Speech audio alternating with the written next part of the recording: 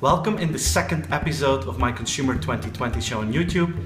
This episode is about investing in lousy customers, and it's about robots taking over customer service. Thanks for watching.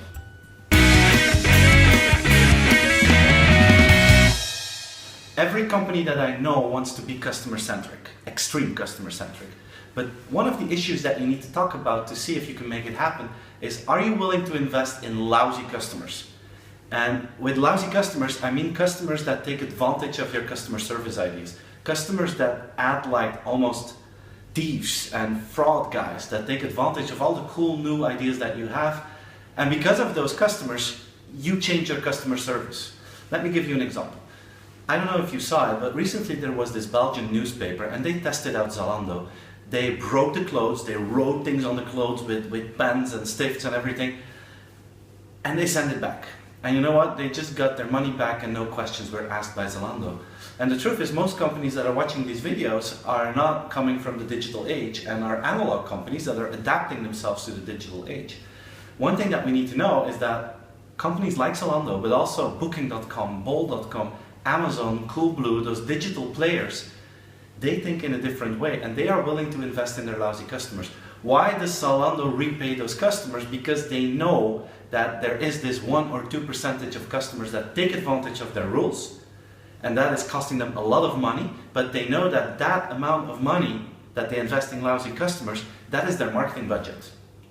And they know that that budget brings them more money than if they would kill that service. And the problem is with most companies that I know, once at a certain moment that one customer takes advantage of a new rule, they cut down on the rule, they decrease the service. And because of that, you're almost like becoming that school teacher that is punishing an entire classroom because you have one idiot kid in your classroom.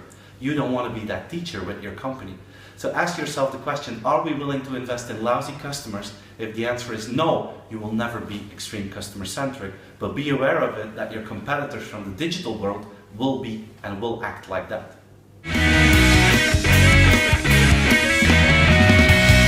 You've probably seen it that in this new world, robots are popping up everywhere. I have a vacuum cleaning robot in my house. My neighbors have one that is taking care of the lawn. And it's not just in our household that we see robots, we see them everywhere. I recently saw this company, this bar in Singapore, and they had a drone delivering the drinks to people in the bar. So those people were ordering on an iPad and the drones were bringing the drinks. I saw a restaurant in China and you saw the robots bringing out the food. You see robots everywhere. We will see them in healthcare, we will see them in driverless cars and driverless trucks. We will have robots everywhere.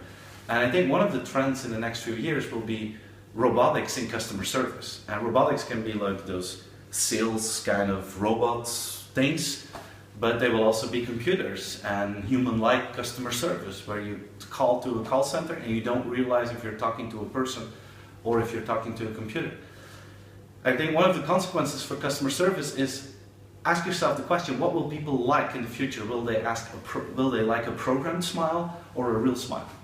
One thing is sure, people will prefer a programmed smile above an unfriendly smile or an unfriendly person.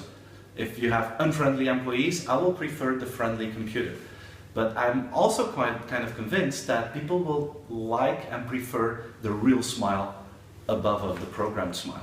See in your company, how can you work with a programmed smile versus a real smile? It's one of the things to consider.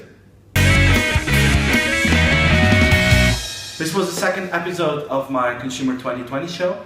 If you like it, please subscribe to my channel. It will be really cool if you subscribe, and you get an email with an update of my weekly show. If you have any questions about customer centricity in a digital world, please send them to me. Type in the comments down below here. Send me a tweet to Steven@VBE, and I'll be happy to answer your questions in one of the next shows. Thanks a lot.